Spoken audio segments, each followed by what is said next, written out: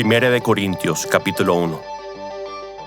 Pablo, llamado por la voluntad de Dios a ser apóstol de Cristo Jesús, y nuestro hermano Sóstenes, a la iglesia de Dios que está en Corinto, a los que han sido santificados en Cristo Jesús y llamados a ser su santo pueblo, junto con todos los que en todas partes invocan el nombre de nuestro Señor Jesucristo, Señor de ellos y de nosotros, que Dios nuestro Padre y el Señor Jesucristo les concedan gracia y paz. Acción de gracias. Siempre doy gracias a Dios por ustedes, pues Él, en Cristo Jesús, les ha dado su gracia. Unidos a Cristo, ustedes se han llenado de toda riqueza, tanto en palabra como en conocimiento. Así se ha confirmado en ustedes nuestro testimonio acerca de Cristo, de modo que no les falta ningún don espiritual mientras esperan con ansias que se manifieste nuestro Señor Jesucristo. Él los mantendrá firmes hasta el fin, para que sean irreprochables en el día de nuestro Señor Jesucristo. Fiel es Dios, quien los ha llamado a tener comunión con su Hijo Jesucristo, nuestro Señor. Divisiones en la iglesia. Les suplico, hermanos, en el nombre de nuestro Señor Jesucristo, que todos vivan en armonía y que no haya divisiones entre ustedes, sino que se mantengan unidos en un mismo pensar y en un mismo propósito. Digo esto, hermanos míos, porque algunos de la familia de Cloé me han informado que hay rivalidades entre ustedes. Me refiero a que unos dicen, yo sigo a Pablo. Otros afirman, yo a Apolos. Otros, yo a Cefas. Y otros, yo a Cristo. ¿Cómo? ¿Está dividido Cristo? ¿Acaso Pablo fue crucificado por ustedes? ¿O es que fueron bautizados en el nombre de Pablo? Gracias a Dios que no bauticé a ninguno de ustedes excepto a Crispo y a Gayo. De modo que nadie puede decir que fue bautizado en mi nombre. Bueno, también bauticé a la familia de Estéfanas. Fuera de estos, no recuerdo haber bautizado a ningún otro. Pues Cristo no me envió a bautizar, sino a predicar el Evangelio. Y eso sin discursos de sabiduría humana, para que la cruz de Cristo no perdiera su eficacia. Cristo, sabiduría y poder de Dios. Me explico. El mensaje de la cruz es una locura para los que se pierden. En cambio, para los que se salvan, es decir, para nosotros, este mensaje es el poder de Dios, pues está escrito: destruiré la sabiduría de los sabios, frustraré la inteligencia de los inteligentes. ¿Dónde está el sabio? ¿Dónde el erudito? ¿Dónde el filósofo de esta época? ¿No ha convertido Dios en locura la sabiduría de este mundo? Ya que Dios, en su sabio designio, dispuso que el mundo no lo conociera mediante la sabiduría humana, tuvo a bien salvar, mediante la locura de la predicación, a los que creen. Los judíos piden señales milagrosas y los gentiles buscan sabiduría, mientras que nosotros predicamos a Cristo crucificado. Este mensaje es motivo de tropiezo para los judíos y es locura para los gentiles. Pero para los que Dios ha llamado, lo mismo judíos que gentiles, Cristo es el poder de Dios y la sabiduría de Dios. Pues la locura de Dios es más sabia que la sabiduría humana, y la debilidad de Dios es más fuerte que la fuerza humana. Hermanos, consideren su propio llamamiento.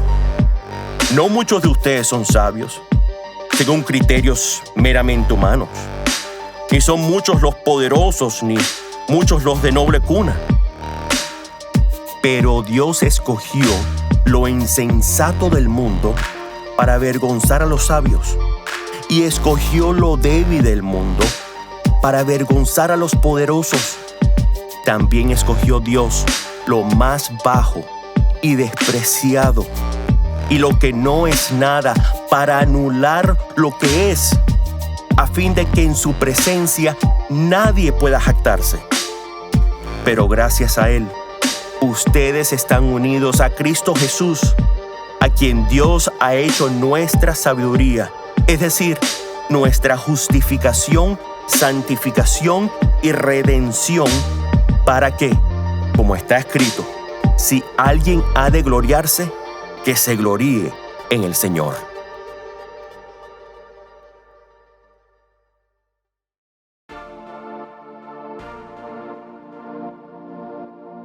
Primera de Corintios, capítulo 2. Yo mismo, hermanos, cuando fui a anunciarles el testimonio de Dios, no lo hice con gran elocuencia y sabiduría. Me propuse más bien, estando entre ustedes, no saber de cosa alguna excepto de Jesucristo y de este crucificado. Es más, me presenté ante ustedes con tanta debilidad que temblaba de miedo. No les hablé ni les prediqué con palabras sabias y elocuentes, sino con demostración del poder del Espíritu, para que la fe de ustedes no dependiera de la sabiduría humana, sino del poder de Dios. Sabiduría procedente del Espíritu. En cambio, hablamos con sabiduría entre los que han alcanzado madurez, pero no con la sabiduría de este mundo, ni con la de sus gobernantes, los cuales terminarán en nada. Más bien, exponemos el misterio de la sabiduría de Dios, una sabiduría que ha estado escondida y que Dios había destinado para nuestra gloria desde la eternidad. Ninguno de los gobernantes de este mundo la entendió, porque de haberla entendido no habrían crucificado al Señor de la gloria. Sin embargo, como está escrito, ningún ojo ha visto, ningún oído ha escuchado, ninguna mente humana ha concebido lo que Dios ha preparado para quienes lo aman. Ahora bien, Dios nos ha revelado esto por medio de su Espíritu, pues el Espíritu lo examina todo hasta las profundidades de Dios. En efecto, ¿quién conoce los pensamientos del ser humano sino su propio espíritu que está en él? Asimismo, nadie conoce los pensamientos de Dios sino el Espíritu de Dios. Nosotros no hemos recibido el espíritu del mundo, sino el Espíritu que procede de Dios, para que entendamos lo que por su gracia Él nos ha concedido.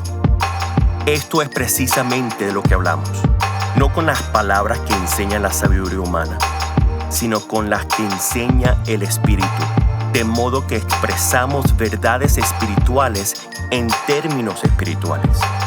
El que no tiene Espíritu no acepta lo que procede del Espíritu de Dios, pues para él es locura.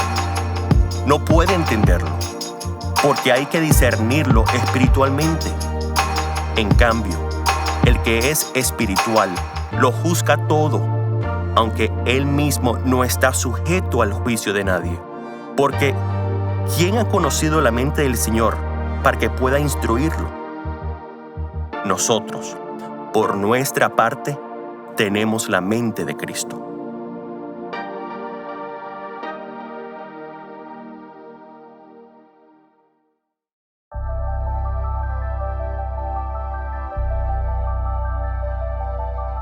Primera de Corintios capítulo 3, sobre las divisiones en la iglesia. Yo, hermanos, no pude dirigirme a ustedes como a espirituales, sino como a inmaduros, apenas niños en Cristo. Les di leche porque no podían asimilar alimento sólido, ni pueden todavía, pues aún son inmaduros. Mientras haya entre ustedes celos y contiendas, ¿no serán inmaduros? ¿Acaso no se están comportando según criterios meramente humanos? Cuando uno afirma, yo sigo a Pablo, y otro, yo sigo a Apolos, ¿no es porque están actuando como criterios humanos?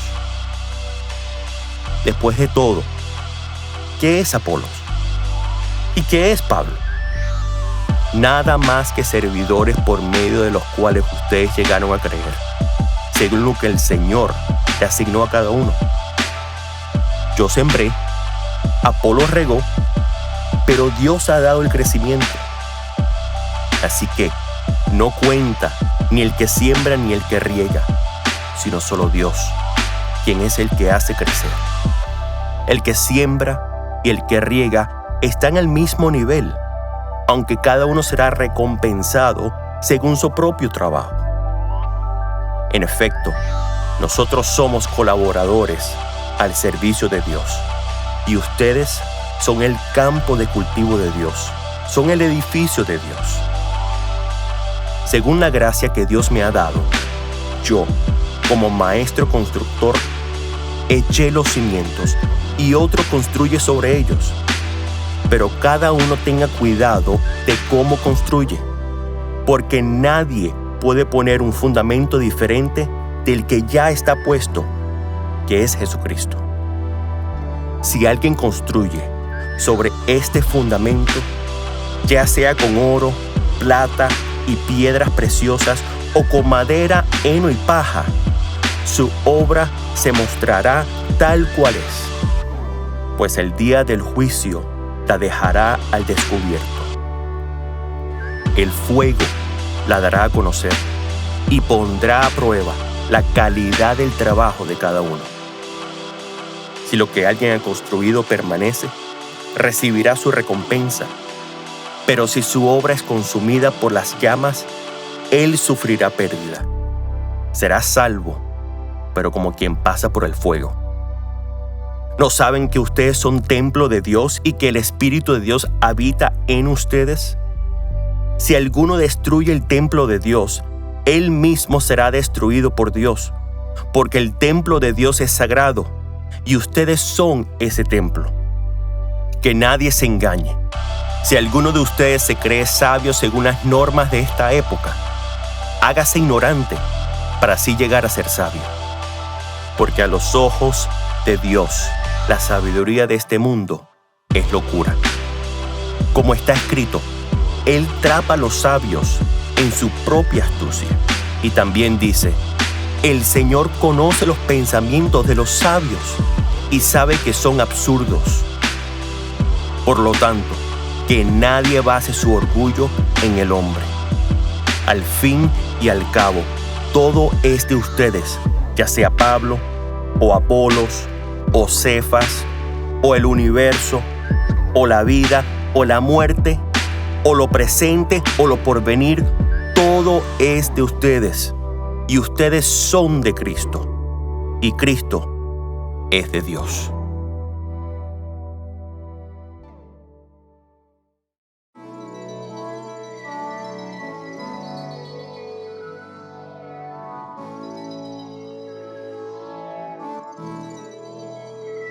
Primera de Corintios capítulo 4. Apóstoles de Cristo. Que todos nos consideren servidores de Cristo, encargados de administrar los misterios de Dios. Ahora bien, a los que reciben un encargo se les exige que demuestren ser dignos de confianza. Por mi parte, muy poco me preocupa que me juzguen ustedes o cualquier tribunal humano. Es más, ni siquiera me juzgo a mí mismo, porque aunque la conciencia no me remuerde, no por eso quedo absuelto. El que me juzga es el Señor. Por lo tanto, no juzguen nada antes de tiempo. Esperen hasta que venga el Señor. Él sacará a la luz lo que está oculto en la oscuridad y pondrá al descubierto las intenciones de cada corazón. Entonces cada uno recibirá de Dios la alabanza que le corresponda. Hermanos, todo esto lo he aplicado a Apolos y a mí mismo para beneficio de ustedes, con el fin de que aprendan de nosotros aquello de no ir más allá de lo que está escrito. Así ninguno de ustedes podrá engreírse de haber favorecido al uno en perjuicio del otro. ¿Quién te distingue de los demás? ¿Qué tienes que no hayas recibido? Y si lo recibiste, ¿por qué presumes como si no te lo hubieran dado? Ya tienen todo lo que desean. Ya se han enriquecido. Han llegado a ser reyes, y eso sin nosotros. Ojalá fueran de veras reyes, para que también nosotros reináramos con ustedes. Por lo que veo, a nosotros los apóstoles, Dios nos ha hecho desfilar en el último lugar, como a los sentenciados a muerte. Hemos llegado a ser un espectáculo para todo el universo, tanto para los ángeles como para los hombres. Por causa de Cristo, nosotros somos los ignorantes. Ustedes en Cristo son los inteligentes. Los débiles somos nosotros. Los fuertes son ustedes. A ustedes se les estima. A nosotros se nos desprecia. Hasta el momento pasamos hambre. Tenemos sed. Nos falta ropa. Se nos maltrata. No tenemos dónde vivir. Con estas manos nos matamos trabajando. Si nos maldicen, bendecimos. Si nos persiguen, los soportamos. Si nos calumnian, los tratamos con gentileza. Se nos considera la escoria de la tierra, la basura del mundo, y así hasta el día de hoy. No les escribo esto para avergonzarlos, sino para amonestarlos, como a hijos míos amados. De hecho, aunque tuvieran ustedes miles de tutores en Cristo, padres sí que no tienen muchos, porque mediante el Evangelio yo fui el padre que los engendró en Cristo Jesús. Por lo tanto, les ruego que sigan mi ejemplo. Con este propósito les envié a Timoteo, mi amado y fiel hijo en el Señor. Él les recordará mi manera de comportarme en Cristo Jesús, como enseño por todas las partes y en todas las iglesias. Ahora bien, algunos de ustedes se han vuelto presuntuosos, pensando que no iré a verlos. Lo cierto es que, si Dios quiere, iré a visitarlos muy pronto, y ya veremos no solo cómo hablan, sino cuánto poder tienen esos presumidos. Porque el reino de Dios no es cuestión de palabras, sino de poder. ¿Qué prefieren? ¿Que vaya a verlos con un látigo? ¿O con amor y espíritu apacible?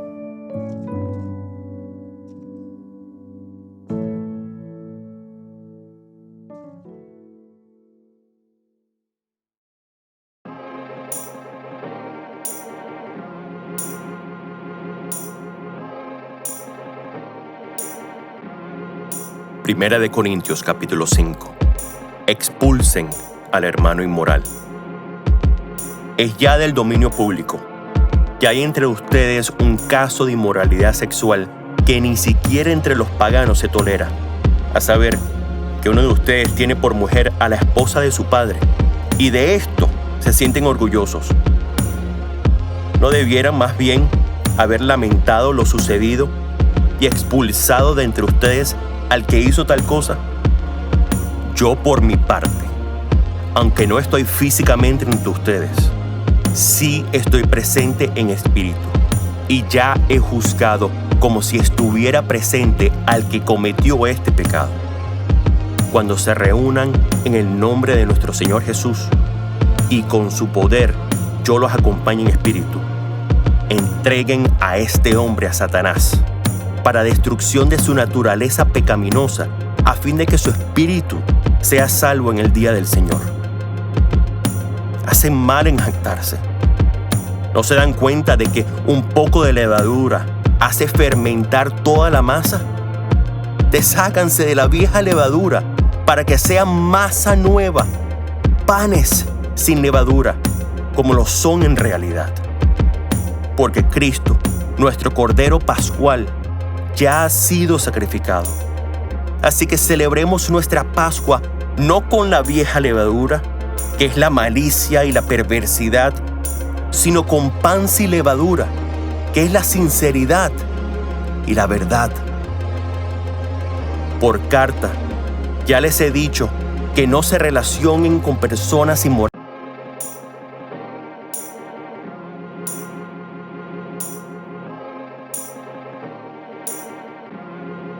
Primera de Corintios,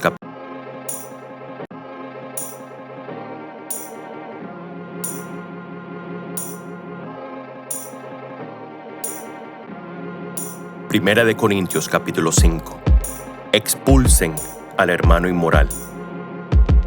Es ya del dominio público que hay entre ustedes un caso de inmoralidad sexual que ni siquiera entre los paganos se tolera, a saber, que uno de ustedes tiene por mujer a la esposa de su padre, y de esto se sienten orgullosos.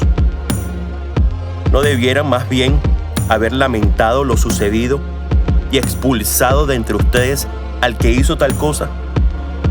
Yo, por mi parte, aunque no estoy físicamente entre ustedes, sí estoy presente en espíritu, y ya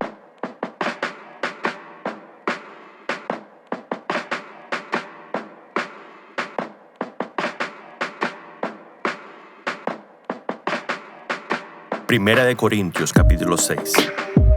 Pleitos entre creyentes. Si alguno de ustedes tiene un pleito con otro, ¿cómo se atreve a presentar demanda ante los inconversos en vez de acudir a los creyentes? ¿Acaso no saben que los creyentes juzgarán al mundo? Y si ustedes han de juzgar al mundo, ¿cómo no van a ser capaces de juzgar casos insignificantes? ¿No saben que aún a los ángeles los juzgaremos? ¿Cuánto más los asuntos de esta vida? Por tanto, si tienen pleitos sobre tales asuntos, ¿cómo es que nombran como jueces a los que no cuentan para nada ante la iglesia? Digo esto para que les dé vergüenza. ¿Acaso no hay entre ustedes nadie lo bastante sabio como para juzgar un pleito entre creyentes? Al contrario, un hermano demanda a otro, y esto ante los incrédulos. En realidad, ya es una grave falla el solo hecho de que hayan pleito entre ustedes. ¿No sería mejor soportar la injusticia? ¿No sería mejor dejar que los defrauden? Lejos de eso, son ustedes los que defraudan y cometen injusticias. Y conste que se trata de sus hermanos.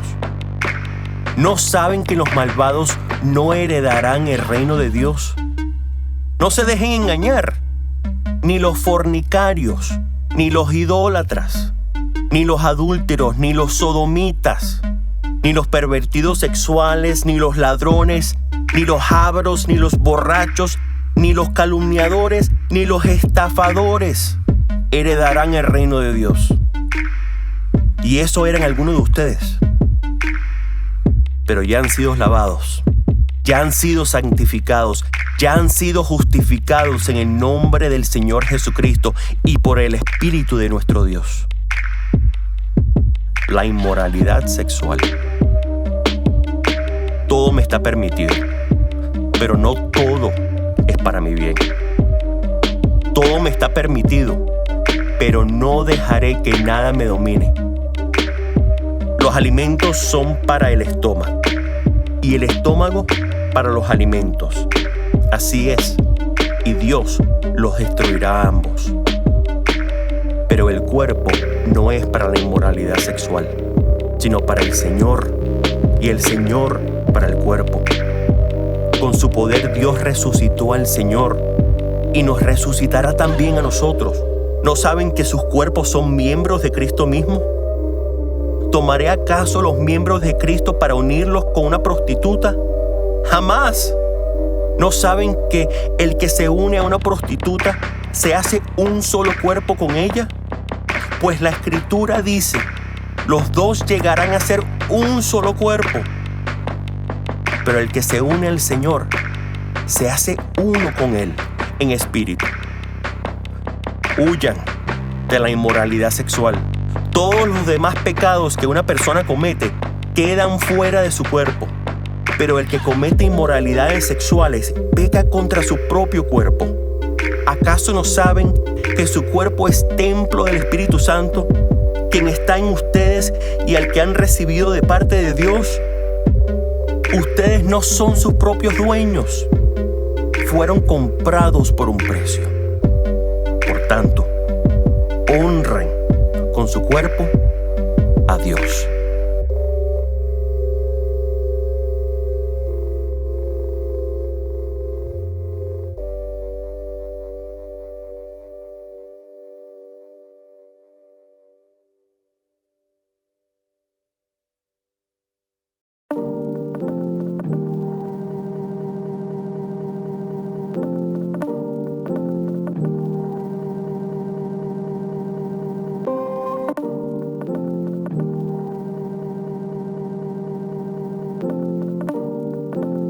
Primera de Corintios, capítulo 7.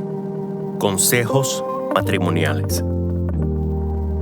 Paso ahora a los asuntos que me plantearon por escrito. Es mejor no tener relaciones sexuales. Pero en vista de tanta inmoralidad, cada hombre debe tener su propia esposa y cada mujer su propio esposo. El hombre debe cumplir su deber conyugal con su esposa, e igualmente la mujer con su esposo. La mujer ya no tiene derecho sobre su propio cuerpo, sino su esposo. Tampoco el hombre tiene derecho sobre su propio cuerpo, sino su esposa. No se nieguen el uno al otro, a no ser de común acuerdo, y solo por un tiempo, para dedicarse a la oración. No tarden en volver a unirse nuevamente. De lo contrario, pueden caer en tentación de Satanás por falta de dominio propio. Ahora bien, esto lo digo como una concesión y no como una orden. En realidad, preferiría que todos fueran como yo. No obstante, cada uno tiene de Dios su propio don. Este posee uno, aquel otro. A los solteros y a las viudas les digo que sería mejor que se quedaran como yo. Pero si no pueden dominarse, que se casen, porque es preferible casarse que quemarse de pasión. A los casados les doy la siguiente orden. No yo, sino el Señor. Que la mujer no se separe de su esposo. Sin embargo, si se separa, que no se vuelva a casar. De lo contrario, que se reconcilie con su esposo. Asimismo, que el hombre no se divorcie de su esposa. A los demás les digo yo, no es mandamiento del Señor: si algún hermano tiene una esposa que no es creyente y ella consiente en vivir con él, que no se divorcie de ella. Y si una mujer tiene un esposo que no es creyente y él consiente en vivir con ella, que no se divorcie de él. Porque el esposo no creyente ha sido santificado por la unión con su esposa, y la esposa no creyente ha sido santificada por la unión con su esposo creyente. Si así no fuera, sus hijos serían impuros, mientras que de hecho son santos. Sin embargo, si el cónyuge no creyente decide separarse, no se lo impidan. En tales circunstancias, el cónyuge creyente queda sin obligación. Dios nos ha llamado a vivir en paz. ¿Cómo sabes tú, mujer, si acaso salvarás a tu esposo? ¿O cómo sabes tú, hombre, si acaso salvarás a tu esposa? En cualquier caso, cada uno debe vivir conforme a la condición que el Señor les asignó y a la cual Dios los ha llamado. Esta es la norma que establezco en todas las iglesias. ¿Fue llamado alguno estando ya circuncidado? Que no disimule su condición. ¿Fue llamado alguno sin estar circuncidado? Que no se circuncide. Para nada cuenta estar o no estar circuncidado. Lo que importa es cumplir los mandatos de Dios. cada uno permanezca en la condición en que estaba cuando Dios lo llamó. ¿Eras esclavo cuando fuiste llamado? No te preocupes, aunque si tienes la oportunidad de conseguir tu libertad, aprovéchala. Porque el que era esclavo cuando el Señor lo llamó es un liberto del Señor. Del mismo modo, el que era libre cuando fue llamado es un esclavo de Cristo. Ustedes fueron comprados por un precio. No se vuelvan esclavos de nadie. Hermanos, cada uno permanezca ante Dios en la condición en que estaba cuando Dios lo llamó. En cuanto a las personas solteras, no tengo ningún mandato del Señor, pero doy mi opinión como quien por la misericordia de Dios es digno de confianza. Pienso que, a causa de la crisis actual, es bueno que cada persona se quede como está. ¿Estás casado? No procures divorciarte. ¿Estás soltero? No busques esposa. Pero si te casas, no pecas. Y si una joven se casa, tampoco comete pecado. Sin embargo, los que se casan tendrán que pasar por muchos aprietos. Yo quiero evitárselo. Lo que quiero decir, hermanos, es que nos queda poco tiempo. Y aquí en adelante, los que tienen esposa deben vivir como si no la tuvieran. Los que lloran, como si no lloraran. Los que se alegran, como si no se alegraran. Los que compran algo, como si no lo poseyeran. Los que disfrutan de las cosas de este mundo, como si no lo disfrutaran de ellas. Porque este mundo, en su forma actual, está por desaparecer. Yo preferiría que estuvieran libres de preocupaciones. El soltero se preocupa de las cosas del Señor y de cómo agradarlo. Pero el casado se preocupa de las cosas de este mundo y de cómo agradar a su esposa. Sus intereses están divididos. La mujer no casada, lo mismo que la joven soltera, se preocupa de las cosas del Señor. Se afana por consagrarse al Señor, tanto en cuerpo como en espíritu. Pero la casada se preocupa de las cosas de este mundo y de cómo agradar a su esposo. Les digo esto por su propio bien, no para ponerles restricciones, sino para que vivan con decoro y plenamente dedicados al Señor. Si alguno piensa que no está tratando a su prometida como es debido, y ella ha llegado ya a su madurez, por lo cual él se siente obligado a casarse, que lo haga. Con eso no peca, que se case. Pero el que se mantiene firme en su propósito y no está dominado por sus impulsos, sino que domina su propia voluntad y ha resuelto no casarse con su prometida, también hace bien. De modo que el que se casa con su prometida hace bien, pero el que no se casa hace mejor. La mujer está ligada a su esposo mientras él vive. Pero si el esposo muere, ella queda libre para casarse con quien quiera, con tal de que sea en el Señor. En mi opinión, ella será más feliz si no se casa. Y creo que yo también tengo el Espíritu de Dios.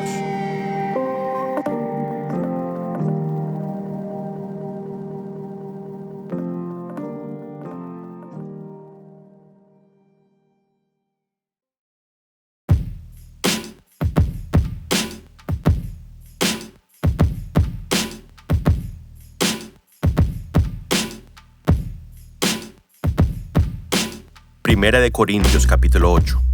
Lo sacrificado a los ídolos. En cuanto a lo sacrificado a los ídolos, es cierto que todos tenemos conocimiento. El conocimiento envanece, mientras que el amor edifica. El que cree que sabe algo, todavía no sabe cómo debería saber. Pero el que ama a Dios es conocido por Él. De modo que, en cuanto a comer lo sacrificado a los ídolos, sabemos que un ídolo no es absolutamente nada y que hay un solo Dios. Pues aunque haya los así llamados dioses, ya sea en el cielo o en la tierra, y por cierto que hay muchos dioses y muchos señores, Para nosotros no hay más que un solo Dios, el Padre, de quien todo procede y para el cual vivimos. Y no hay más que un solo Señor, es decir, Jesucristo, por quien todo existe y por medio del cual vivimos. Pero no todos tienen conocimiento de esto. Algunos siguen tan acostumbrados a los ídolos que cuando comen carne a sabiendas de que ha sido sacrificada a un ídolo, su conciencia se contamina por ser débil. Pero lo que comemos no nos acerca a Dios. No somos mejores por comer ni peores por no comer. Sin embargo, tengan cuidado de que su libertad no se convierta en motivo de tropiezo para los débiles. Porque si alguien de conciencia débil te ve a ti que tienes este conocimiento, comer en el templo de un ídolo, ¿no se sentirá animado a comer lo que ha sido sacrificado a los ídolos? Entonces ese hermano débil, por quien Cristo murió, se perderá a causa de tu conocimiento. Al pecar así contra los hermanos, hiriendo su débil conciencia, pecan ustedes contra Cristo. Por lo tanto, si mi comida ocasiona la caída de mi hermano, no comeré carne jamás, para no hacerlo caer en pecado.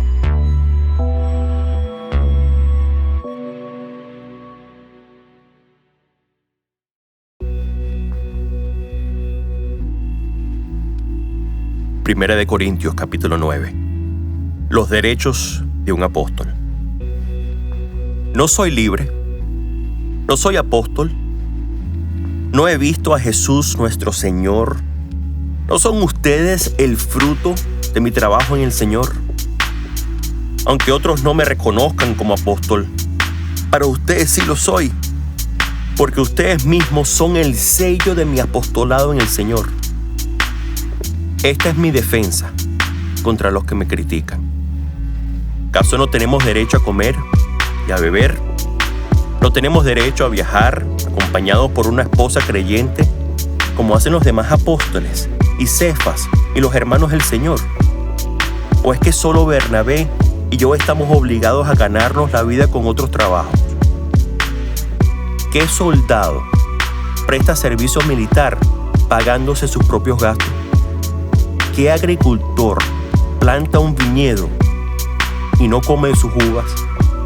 ¿Qué pastor cuida un rebaño y no toma de la leche que ordeña? No piensen que digo esto solamente desde un punto de vista humano. ¿No lo dice también la ley? Porque en la ley de Moisés está escrito: no le pongas bozal al buey mientras está trillando. ¿Acaso se preocupa Dios por los bueyes? ¿O lo dice más bien por nosotros? Por supuesto que lo dice por nosotros, porque cuando el labrador ara y el segador trilla, deben hacerlo con la esperanza de participar de la cosecha. Si hemos sembrado semilla espiritual entre ustedes, ¿será mucho pedir que cosechemos de ustedes lo material? Si otros tienen derecho a este sustento de parte de ustedes, ¿no lo tendremos aún más nosotros? Sin embargo, no ejercimos este derecho, sino que lo soportamos todo con tal de no crear obstáculo al Evangelio de Cristo. ¿No saben que los que sirven en el templo reciben su alimento del templo? ¿Y que los que atienden el altar participan de lo que se ofrece en el altar? Así también el Señor ha ordenado que quienes predican el Evangelio vivan de este ministerio. Pero no me he aprovechado de ninguno de estos derechos, ni escribo de esta manera porque quiera reclamarlos. Prefiero morir a que alguien me prive de este motivo de orgullo. Sin embargo, cuando predico el Evangelio, no tengo de qué enorgullecerme, ya que estoy bajo la obligación de hacerlo. ¡Ay de mí si no predico el Evangelio!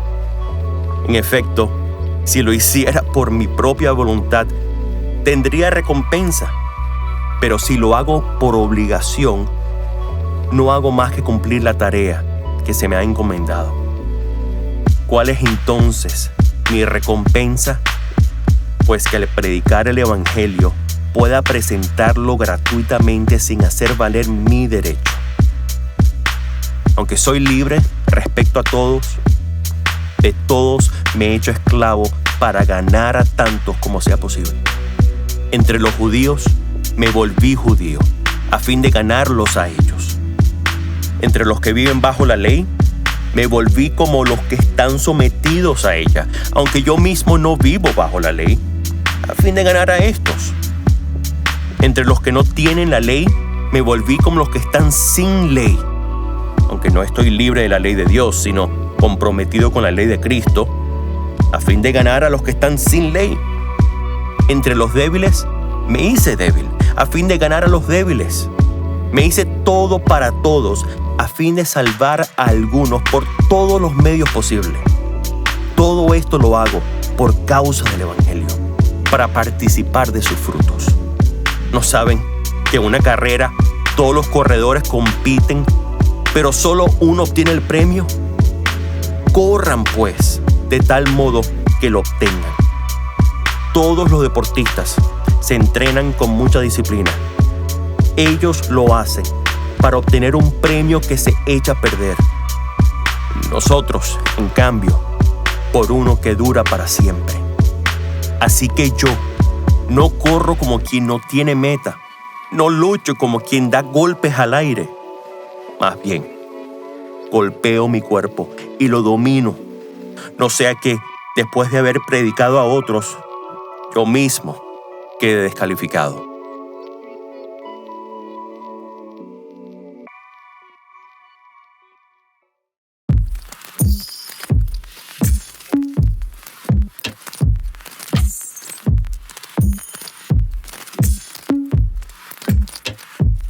Primera de Corintios capítulo 10.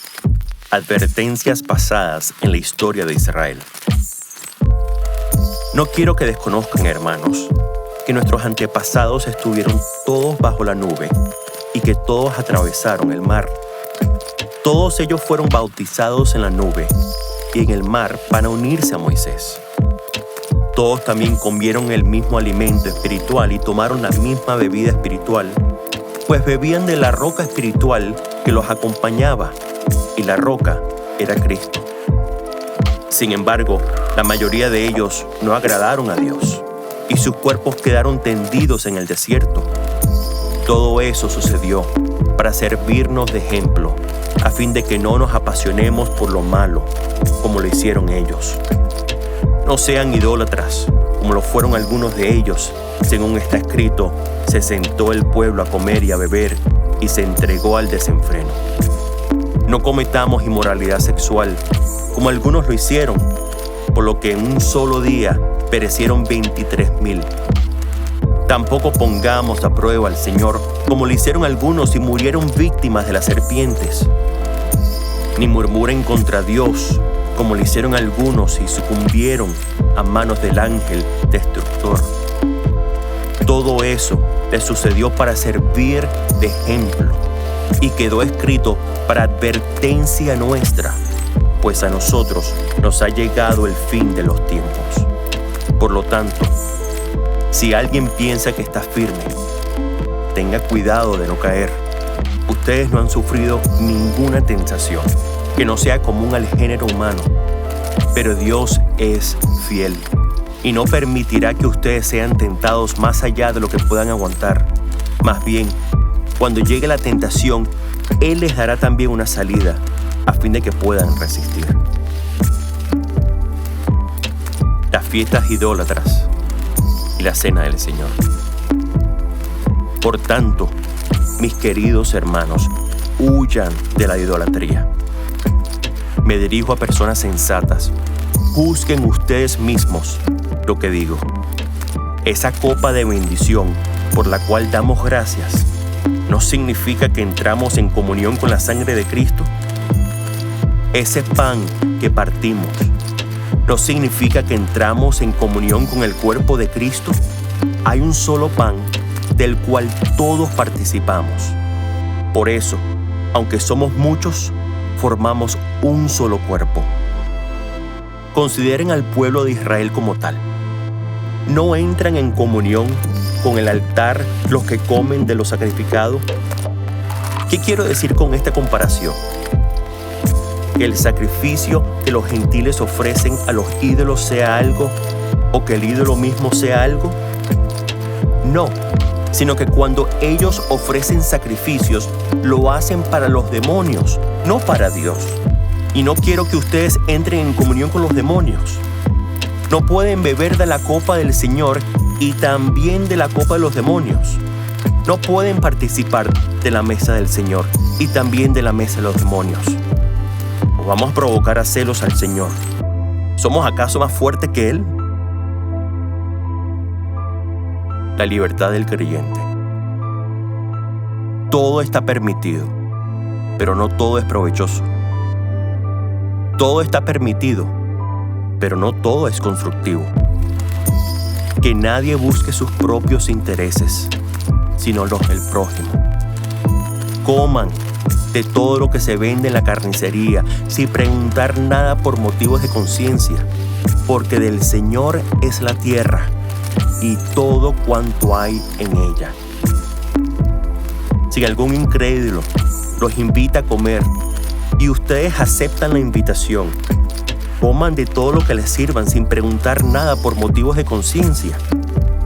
Ahora bien, si alguien les dice, esto ha sido ofrecido en sacrificio a los ídolos, entonces no lo coman, por consideración al que se lo mencionó y por motivos de conciencia.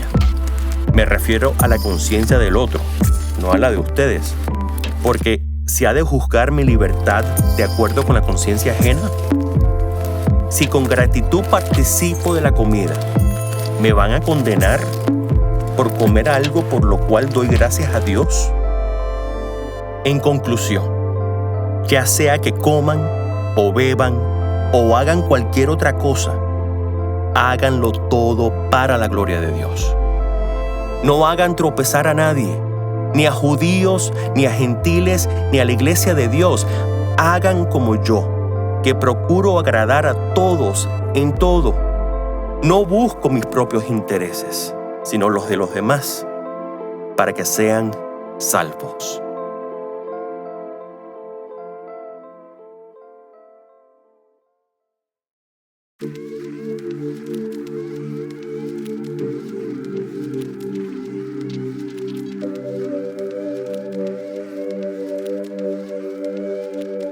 Primera de Corintios capítulo 11. Imítenme a mí como yo imito a Cristo. Decoro en el culto. Los elogio porque se acuerdan de mí en todo y retienen las enseñanzas tal como se las transmití. Ahora bien, quiero que entiendan que Cristo es cabeza de todo hombre, mientras que el hombre es cabeza de la mujer y Dios es cabeza de Cristo. Todo hombre que ora o profetiza con la cabeza cubierta deshonra al que es su cabeza. En cambio, toda mujer que ora o profetiza con la cabeza descubierta deshonra al que es su cabeza. Es como si estuviera rasurada. Si la mujer no se cubre la cabeza, que se corte también el cabello. Pero si es vergonzoso para la mujer tener el pelo corto o la cabeza rasurada, que se la cubra. El hombre no debe cubrirse la cabeza, ya que él es imagen y gloria de Dios, mientras que la mujer es gloria del hombre. De hecho, el hombre no procede de la mujer, sino la mujer del hombre. Ni tampoco fue creado el hombre a causa de la mujer, sino la mujer a causa del hombre. Por esta razón, y a causa de los ángeles, la mujer tiene autoridad sobre su cabeza. Sin embargo, en el Señor, ni la mujer existe aparte del hombre, ni el hombre aparte de la mujer.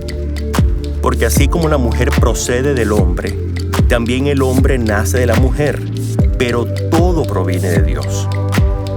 Busquen ustedes mismos. ¿Es apropiado que la mujer ore a Dios sin cubrirse la cabeza?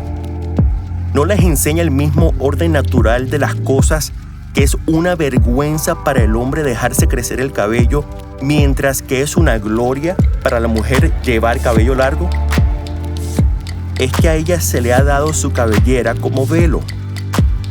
Si alguien insiste en discutir este asunto, tenga en cuenta que nosotros no tenemos otra costumbre, ni tampoco las iglesias de Dios. La cena del Señor. Al darles las siguientes instrucciones, no puedo elogiarlos, ya que sus reuniones traen más perjuicio que beneficio.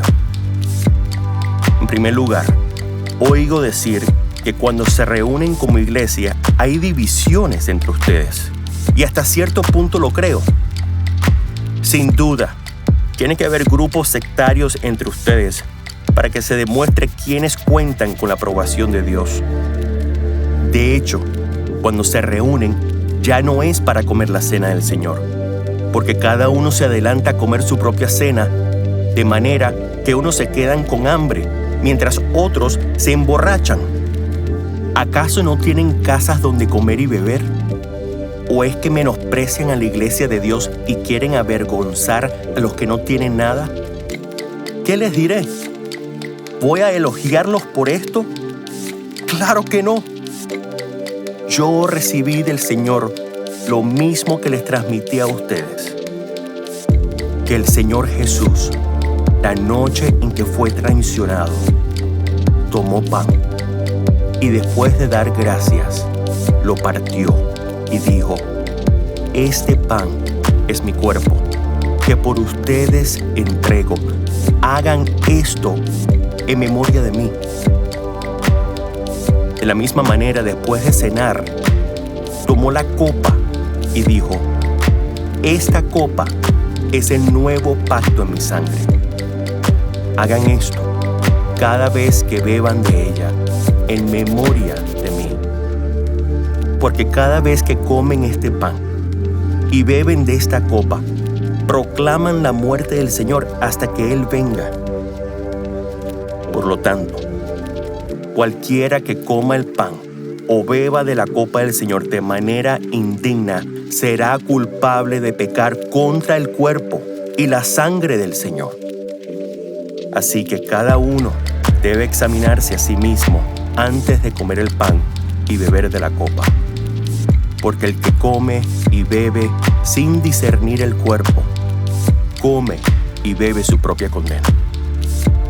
Por eso hay entre ustedes muchos débiles y enfermos, e incluso varios han muerto.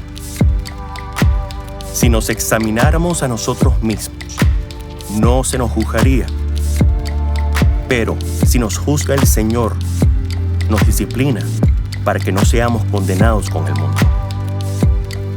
Así que, hermanos míos, cuando se reúnan para comer, espérense unos a otros. Si alguno tiene hambre, que coma en su casa, para que las reuniones de ustedes no resulten dignas de condenación. Los demás asuntos los arreglaré cuando los visite.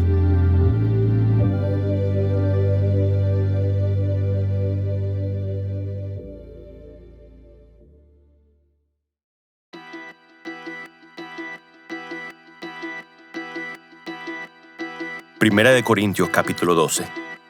Los dones espirituales. En cuanto a los dones espirituales, hermanos, quiero que entiendan bien este asunto. Ustedes saben que cuando eran paganos, se dejaban arrastrar hacia los ídolos mudos. Por eso les advierto que nadie que esté hablando por el Espíritu de Dios puede maldecir a Jesús, ni nadie puede decir Jesús es el Señor, sino por el Espíritu Santo. Ahora bien, hay diversos dones, pero un mismo Espíritu. Hay diversas maneras de servir, pero un mismo Señor. Hay diversas funciones, pero es un mismo Dios el que hace todas las cosas en todos. A cada uno se le da una manifestación especial del Espíritu para el bien de los demás. A unos Dios les da por el Espíritu palabra de sabiduría, a otros por el mismo Espíritu palabra de conocimiento, a otros fe por medio del mismo Espíritu, a otros y por ese mismo Espíritu dones para sanar enfermos, a otros poderes milagrosos, a otros profecía, a otros el discernir espíritus, a otros el hablar en diversas lenguas y a otros el interpretar lenguas. Todo esto lo hace un mismo y único Espíritu, quien reparte a cada uno según Él lo determina. Un cuerpo con muchos miembros. De hecho, aunque el cuerpo es uno solo, tiene muchos miembros, y todos los miembros, no obstante ser muchos, forman un solo cuerpo. Así sucede con Cristo. Todos fuimos bautizados por un solo Espíritu para constituir un solo cuerpo, ya seamos judíos, gentiles, esclavos o libres, y a todos se nos dio a beber de un mismo Espíritu. Ahora bien, el cuerpo no consta de un solo miembro, sino de muchos. Si el pie dijera, como no soy mano, no soy del cuerpo, no por eso dejaría de ser parte del cuerpo. Y si la oreja dijera, como no soy ojo, no soy del cuerpo, no por eso dejaría de ser parte del cuerpo. Si todo el cuerpo fuera ojo, ¿qué sería del oído? Si todo el cuerpo fuera oído, ¿qué sería del olfato? En realidad, Dios colocó cada miembro del cuerpo como mejor le pareció. Si todos ellos fueran un solo miembro, ¿qué sería del cuerpo? Lo cierto es que hay muchos miembros, pero el cuerpo es uno solo. El ojo no puede decirle a la mano, no te necesito. Ni puede la cabeza decirle a los pies, no los necesito. Al contrario, los miembros del cuerpo que parecen más débiles son indispensables, y a los que nos parecen menos honrosos los tratamos con honra especial, y se les trata con especial modestia a los miembros que nos parecen menos presentables, mientras que los más presentables no requieren trato especial. Así Dios ha dispuesto los miembros de nuestro cuerpo, dando mayor honra a los que menos tenían, a fin de que no haya división en el cuerpo, sino que sus miembros se preocupen por igual unos por otros. Si uno de los miembros sufre, los demás comparten su sufrimiento. Y si uno de ellos recibe honor, los demás se alegran con él. Ahora bien, ustedes son el cuerpo de Cristo, y cada uno es miembro de ese cuerpo. En la iglesia, Dios ha puesto en primer lugar apóstoles, en segundo lugar profetas, en tercer lugar maestros, luego los que hacen milagros, después los que tienen dones para sanar enfermos, los que ayudan a otros, los que administran y los que hablan en diversas lenguas. ¿Son todos apóstoles? ¿Son todos profetas? ¿Son todos maestros? ¿Hacen todos milagros? ¿Tienen todos dones para sanar enfermos? ¿Hablan todos en lenguas? ¿Acaso interpretan todos? Ustedes, por su parte, ambicionen los mejores dones. El amor. Ahora les voy a mostrar un camino más excelente.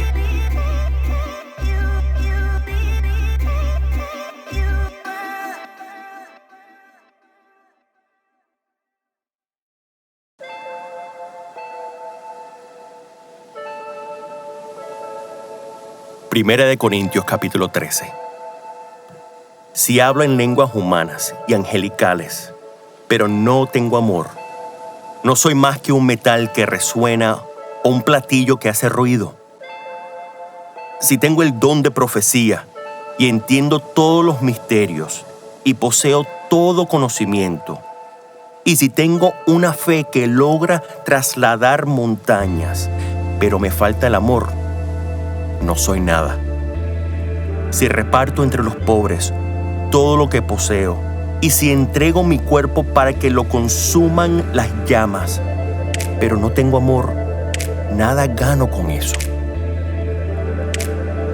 El amor es paciente, es bondadoso.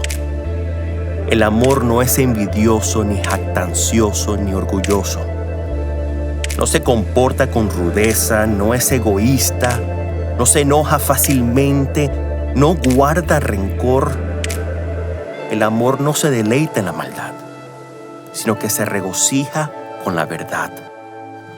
Todo lo disculpa, todo lo cree, todo lo espera, todo lo soporta.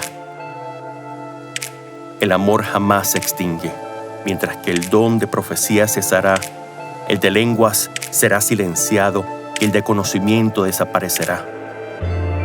Porque conocemos y profetizamos de manera imperfecta. Pero cuando llegue lo perfecto, lo imperfecto desaparecerá. Cuando yo era niño, hablaba como niño, pensaba como niño, razonaba como niño.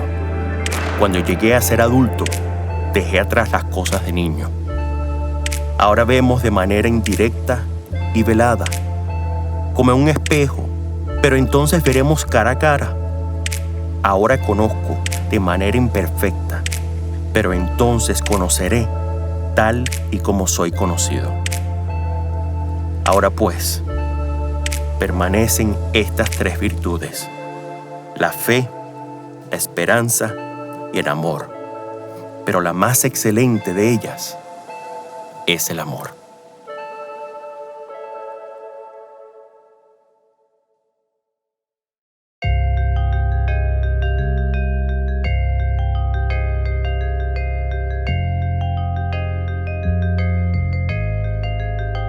Primera de Corintios capítulo 14. El don de lenguas y el de profecía. Empeñense en seguir el amor y ambicionen los dones espirituales, sobre todo el de profecía. Porque el que habla en lenguas no habla a los demás, sino a Dios. En realidad, nadie le entiende lo que dice, pues habla misterios por el Espíritu. En cambio, el que profetiza habla a los demás para edificarlos, animarlos y consolarlos. El que habla en lenguas se edifica a sí mismo. En cambio, el que profetiza edifica la iglesia. Yo quisiera que todos ustedes hablaran en lenguas, pero mucho más que profetizaran. El que profetiza aventaja al que habla en lenguas, a menos que éste también interprete, para que la iglesia reciba edificación. Hermanos, si ahora fuera a visitarlos y les hablara en lenguas, ¿de qué les serviría? A menos que le presentara alguna revelación, conocimiento, profecía o enseñanza. Aún en el caso de los instrumentos musicales, tales como la flauta o el arpa, ¿cómo se reconocerá lo que tocan si no dan distintamente sus sonidos? Y si la trompeta no da un toque claro, ¿quién se va a preparar para la batalla? Así sucede con ustedes. A menos que su lengua pronuncie palabras comprensibles, ¿cómo se sabrá lo que dicen? Será como si hablaran al aire. ¿Quién sabe cuántos idiomas hay en el mundo? Y ninguno carece de sentido. Pero si no capto el sentido de lo que alguien dice, seré como un extranjero para el que me habla, y él lo será para mí. Por eso ustedes, ya que tanto ambicionan dones espirituales, procuren que estos abunden para la edificación de la iglesia. Por esta razón, el que habla en lenguas pide en oración el don de interpretar lo que diga. Porque si yo oro en lenguas, mi espíritu ora, pero mi entendimiento no se beneficia en nada. ¿Qué debo hacer entonces? Pues orar con el espíritu, pero también con el entendimiento. Cantar con el espíritu, pero también con el entendimiento. De otra manera, si alabas a Dios con el Espíritu, ¿cómo puede quien no es instruido decir amén a tu acción de gracias, puesto que no entiende lo que dices? En ese caso, tu acción de gracias es admirable, pero no edifica al otro. Doy gracias a Dios porque hablo en lenguas más que todos ustedes. Sin embargo, en la iglesia prefiero emplear 5 palabras comprensibles y que me sirvan para instruir a los demás que 10,000 palabras en lenguas. Hermanos, no sean niños en su modo de pensar. Sean niños en cuanto a la malicia, pero adultos en su modo de pensar. En la ley está escrito: por medio de gente de lengua extraña y por boca de extranjeros hablaré a este pueblo, pero ni aún así me escucharán, dice el Señor. De modo que el hablar en lenguas es una señal no para los creyentes, sino para los incrédulos. En cambio, la profecía no es señal para los incrédulos, sino para los creyentes. Así que, si toda la iglesia se reúne y todos hablan en lenguas, y entran algunos que no entienden o no creen, ¿no dirán que ustedes están locos? Pero, si uno que no cree o uno que no entiende entra cuando todos están profetizando, se sentirá reprendido y juzgado por todos, y los secretos de su corazón quedarán al descubierto. Así que se postrará ante Dios y lo adorará, exclamando: realmente Dios está entre ustedes. Orden en los cultos. ¿Qué concluimos, hermanos? Que cuando se reúnan, cada uno puede tener un himno, una enseñanza, una revelación, un mensaje en lenguas o una interpretación. Todo esto debe hacerse para la edificación de la iglesia.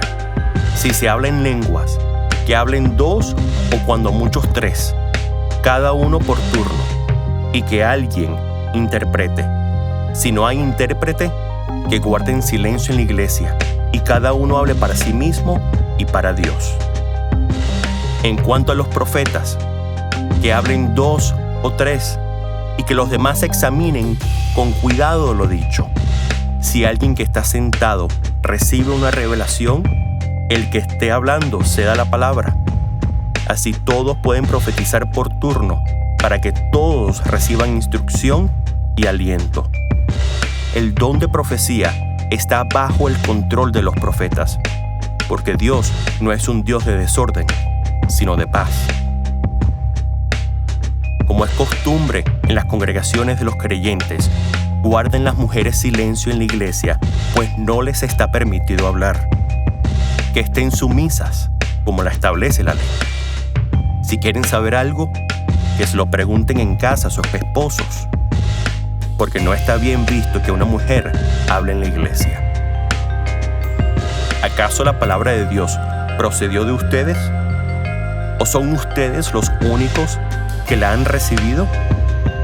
Si alguno se cree profeta o espiritual, reconozca que esto que les escribo es mandato del Señor. Si no lo reconoce, tampoco Él será reconocido. Así que, hermanos míos, ambicionen el don de profetizar y no prohíban que se hablen lenguas, pero todo debe hacerse de una manera apropiada y con orden.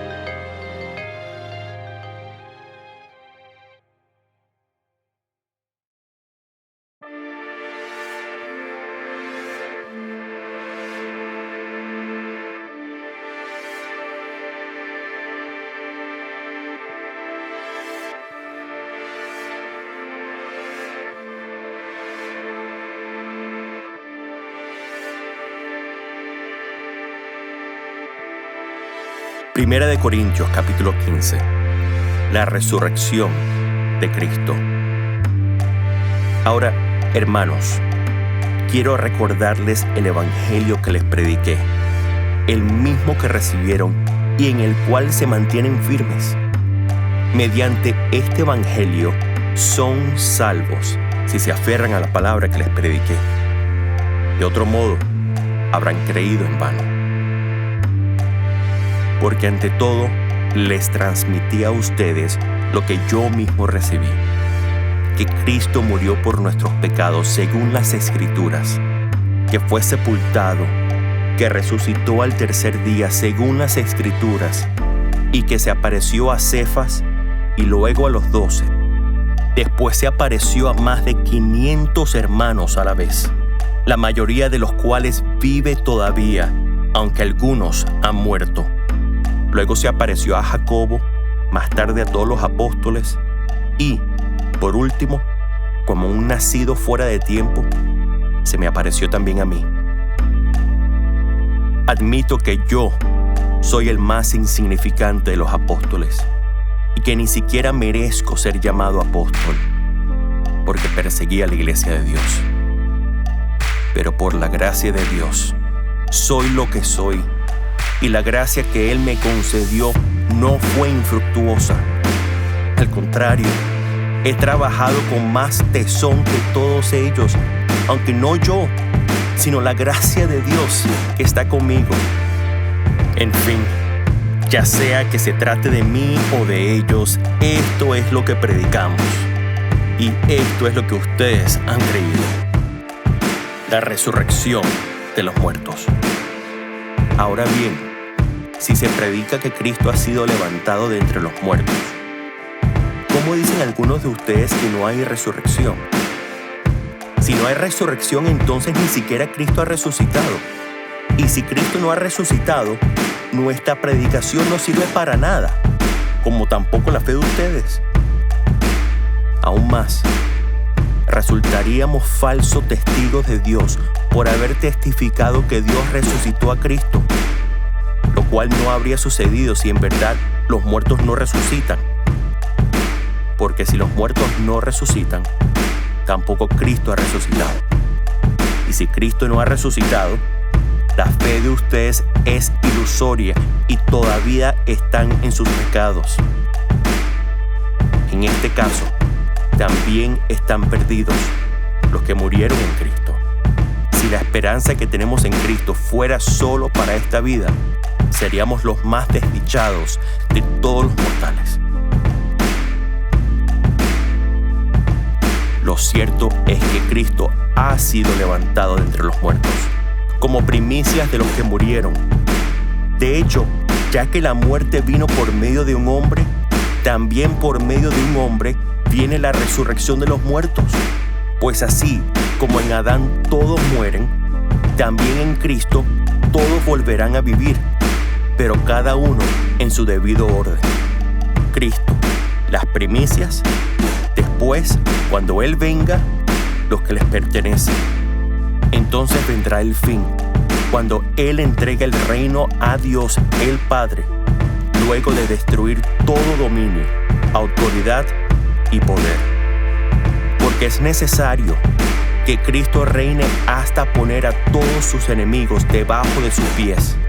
El último enemigo que será destruido es la muerte, pues Dios ha sometido todo a su dominio. Al decir que todo ha quedado sometido a su dominio, es claro que no se incluye a Dios mismo, quien todo lo sometió a Cristo. Y cuando todo le sea sometido, entonces el Hijo mismo se someterá a aquel que le sometió todo, para que Dios sea todo en todos.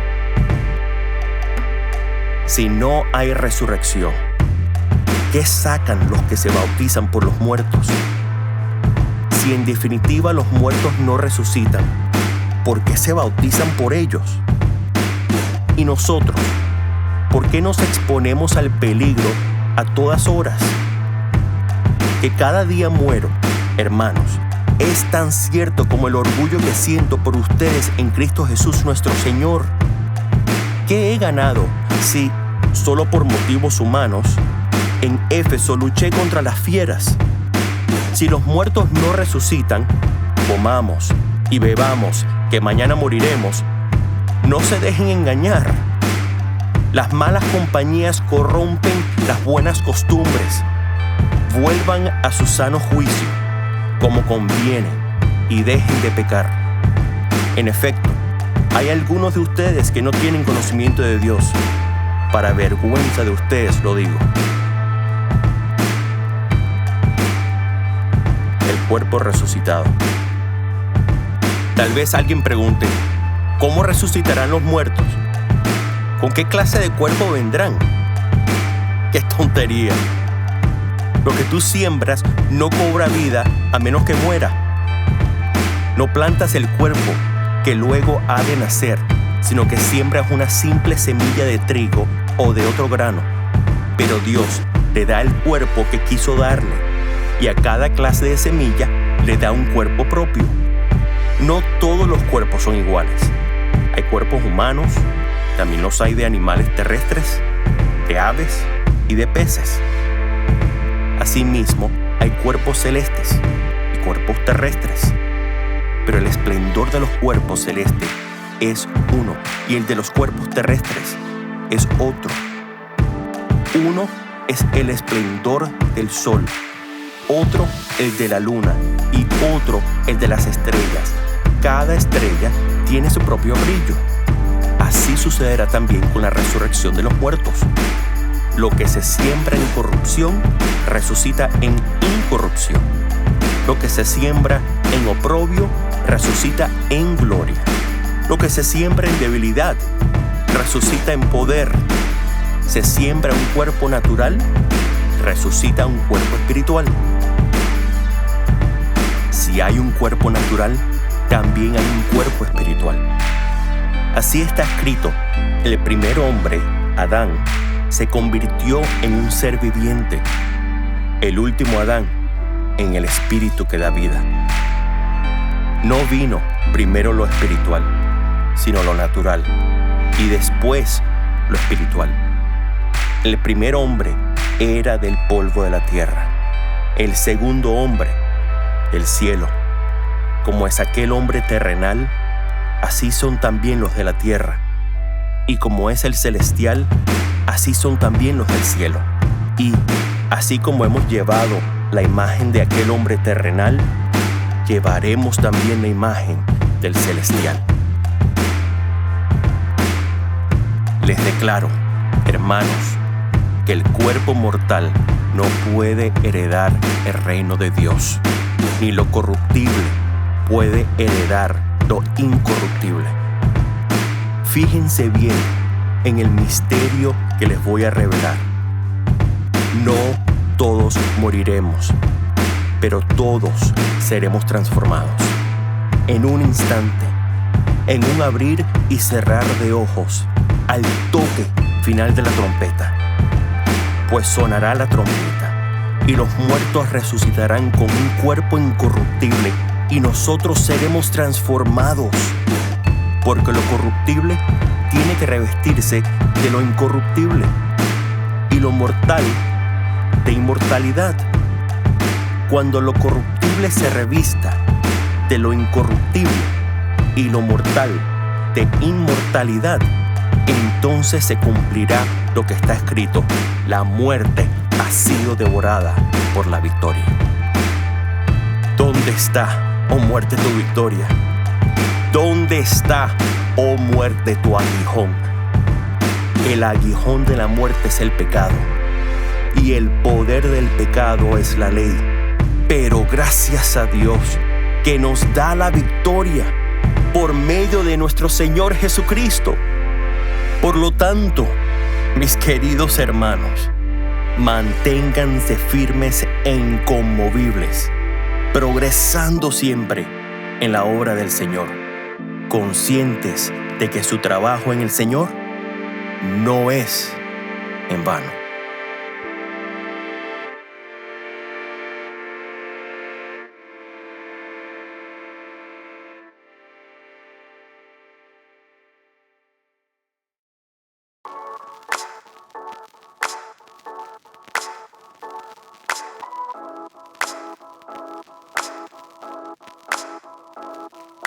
Primera de Corintios, capítulo 16. La colecta para el pueblo de Dios. En cuanto a la colecta para los creyentes, sigan las instrucciones que di a la iglesia de Galacia. El primer día de la semana, cada uno de ustedes aparte y guarde algún dinero conforme a sus ingresos, para que no se tengan que hacer colectas cuando yo vaya. Luego, cuando llegue, daré cartas de presentación a los que ustedes hayan aprobado y los enviaré a Jerusalén con los donativos que hayan recogido. Si conviene que yo también vaya, iremos juntos. Encargos personales. Después de pasar por Macedonia, pues tengo que atravesar esa región, iré a verlos. Es posible que me quede con ustedes algún tiempo y tal vez pase allí el invierno para que me ayuden a seguir el viaje a donde quiera que vaya. Esta vez no quiero verlos solo de paso, más bien espero permanecer algún tiempo con ustedes, si el Señor así lo permite.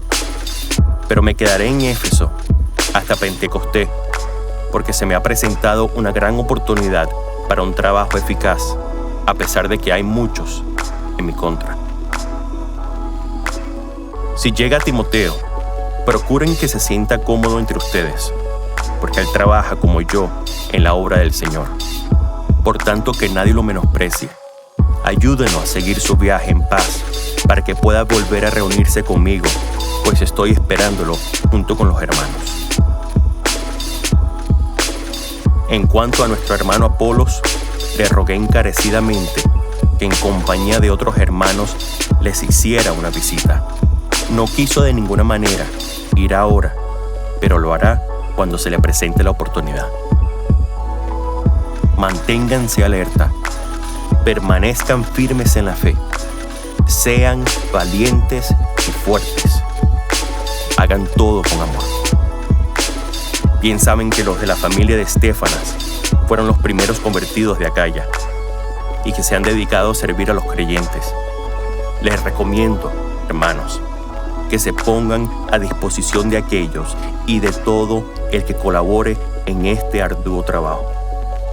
Me alegré cuando llegaron Estéfanas, Fortunato y Acaico, porque ellos han suplido lo que ustedes no podían darme, ya que han tranquilizado mi espíritu y también el de ustedes. Tales personas merecen que se les exprese reconocimiento. Saludos finales. Las iglesias de la provincia de Asia les mandan saludos. Aquila y Priscila los saludan cordialmente en el Señor, como también la iglesia que se reúne en la casa de ellos. Todos los hermanos les mandan saludos. Salúdense unos a otros con un beso santo. Yo, Pablo, escribo este saludo de mi puño y letra. Si alguno no ama al Señor, quede bajo maldición. Maranata. Que la gracia del Señor Jesús sea con ustedes. Los amo a todos ustedes en Cristo Jesús. Amén.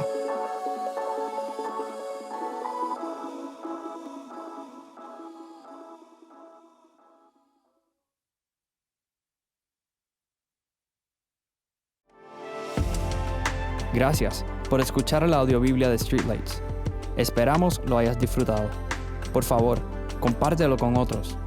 Contamos con el apoyo de personas como tú. ¿Considerarías ofrendar hoy generosamente para ayudar a avanzar la misión de Streetlights?